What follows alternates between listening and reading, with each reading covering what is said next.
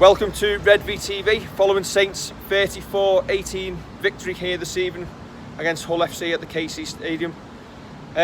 Joined tonight by Neville, who saved this from being a monologue. Really good game.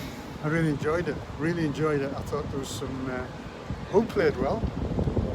Shame about Connor. I think he's broken his leg, that's what I've heard. Yeah, he didn't look good coming off. Hull came out the blocks really fast. Yeah. Flowing hands, and that probably set the tone for the game, didn't it? And for the opening 15 minutes, we were on the ropes a little bit. Yeah, but we seem to handle it. We've handled it this year better when we're on the ropes. We stood up to it. We can stand up and then we can counter punch, you know. And we played some very pretty rugby tonight. And Tomo's try was nobody was going to stop him. Martin O'Fire, wasn't he? Nobody was going to stop him. First half tonight, obviously, we got ourselves back in the game after 20 minutes. I thought Adam Swift was really good tonight. The way he runs the ball back, the pressure he puts on the kick chase, and that probably flustered Hull in that first half, and it caused a knock-on that led to the scrum, which then sent us in through Barber. He's a different player. I think Holbrook can turn people around, and he's done it with Dominic Perrault. He's done it with Swift. He's got you name a player that's playing worse this season. There isn't one. Is that testament to the amount of competition we've got in the squad now? Obviously, Ryan Morgan's missed out through concussion last week. Whether he was injured or not tonight, we've chosen to go with Tommy Mack, and it just shows the competition. Whoever he's choosing in that back line is doing the job. Yeah, but he must be doing something to get them to do that. The whole squad's turned around since he's come.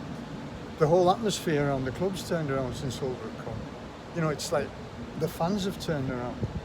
You hear us tonight, we outshout with Hull. Well, I think I commentated on commentary on Wish. I think we had 200 people there tonight, and they made the noise of a couple of thousand. The noise from that second half was absolutely fantastic all the way through, and it seems to be electric in that away end. It is. I mean, it's a pleasure to watch Saints. Unfortunately, under Kieran, it wasn't, and I hate to harp on about it because I really wanted him to succeed. But this bloke, he seems to be. I mean, you've got to remember, he's just learned his trade. He's not an accomplished first-team coach. This is his first-team appointment. I think the thing for me was the adversity in the second half. Yes, we came out 10-8. We came out 10-8 up, but very quickly found ourselves 18-10 down. And Saints teams in the past would have crumbled, but we stuck at it and we got our just rewards, and we turned it around with 2 or 3 tries in the space of 6 or 7 minutes, and some very pretty rugby. Yeah, very pretty rugby, and everybody was running hard. And I thought John Wilkin made a difference when he come back on. Yeah, he sort of completely. We brought him back on the field at 18-10 down, and within him being back on the field, the defence settled. We had 2 sets, and we scored off both of them. And it just seems to be, when he's on the field at this moment in time, we look a much better team with him there. Was a pivot in the middle. He just seemed to link up. And I've complained about him interfering sometimes in plays, but tonight... Strangely tonight, we looked better when he was involved on the ball, hands on the ball. Because it was spinning out wide, either side. No, he had a good game. I don't think anybody had a bad game. If we want to be picky, I think we had a couple of defensive lapses, which obviously led to tries, which is uncharacteristic from us. But Swift was great. Johnny Lomax. He was again. Immense. Absolutely immense once again. See, I wonder, are these guys picking tips off Barber? Because Johnny Lomax is playing the best I've ever seen him, and he played brilliant tonight. And he's got a touch of Barber with him. Has Barber given him tips?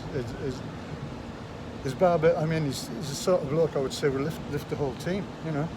But he's definitely lifted Lomax, and maybe Regan Grace and Swift and Tommy Makinson. I think, and Percy. I think the thing I noticed tonight as well, how tactically astute we were. Obviously, they lost Jake Connor, and then Benito Ferramo in that second half, he had a little bit of an injury, and then we started going down that left side every single time, Hull's right, and we got joy there, and that's where most of our tries second half came from. Well, that is our strongest side, though, isn't it? I mean, probably their weaker side as well. You know, but hey, wait for the highlights. Pretty tries. You look at the way we've performed. I think that's 10 Super League wins on the bounce now. A lot of them have just been, I think we've discussed this, saying they've not been pretty. We've been doing enough.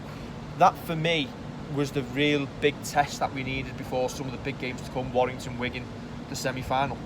Yeah, I think we just showed, depending on who you put in front of us, we can step up. I think we've got different gears.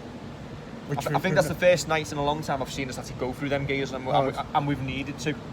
But I think we can, and I think there's more. I honestly think there's more. If Hull had come back at us hard, I think we would have come back at them harder. You know, we seem to be a counter-punching team at the moment, and to be honest, it's bloody good to watch. It is.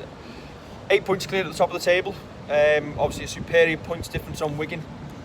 Do you go full pelt at them next Thursday? Yes. It's Wigan. Have you got to? You've got to. Right? My only issue is do Wigan try and put us off, or obviously try and knock us and nobble us a little bit ahead of knowing we've got a semi-final coming up, and obviously the old rivalries there. I'm going to say, have we got enough to stand up to it? We go in hard to beat Wigan. And put a statement Because out? that's probably more important than beating Catalans to a lot of Saint fans. No, I don't know. You beat Wigan, that's yes. your first object every year, I beat don't know. Wigan. I don't know. But at 8 points clear of them, I'm just...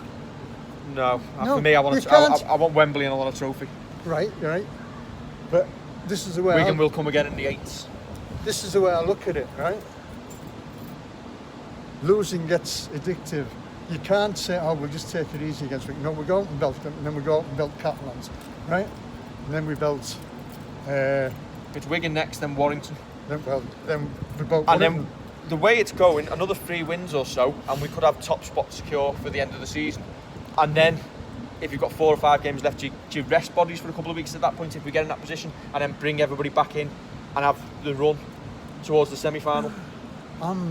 Or do you just go full pelt to the end of the season? Castleford came a little bit of a cropper with it last season, didn't they? Yeah, Castleford isn't St Helens, so, you know. Confident talk. No, they're not. I mean, honest, I don't think Justin Holbrook will rest players unless they've got a knock. And to be fair, when he does bring players back in, if they've got knocks, they perform just as well. Adam Swift has been an absolute revelation. And it's not, will he lose his place next week? He'll retain his place because he's been so good. You can't drop him on the back of these performances. No. And it's a tough one to Ryan Morgan if he loses his place once again through injury. He lost it at the start of the year. Found it tough to get back in. But that's the competition you need within the squad, isn't it? Well, somebody's got to lose out. I mean, I thought he was a bit harsh on Swifty. But it's come back. That's four tries in 2 games. Finally, to end then, man of the match this evening? I would have to go for Johnny Lomax. I think Johnny Lomax, yeah. Scored a couple, set up a couple. Yeah. Big raps to, I'd have to say, Adam Swift again, Luke Thompson. James Roby, again, absolute machine. That's Roby's Roby, isn't it? You know. So we march on to Wigan next week. Yeah. Hopefully we'll be having another victory conversation afterwards, fingers crossed. Don't forget to like, share and subscribe, and we will see you next week on Redvi TV. Once again, thanks to Neville. Take care, and if you're watching this on the Coach's Home, let's hope the motorways aren't shut. Cheers.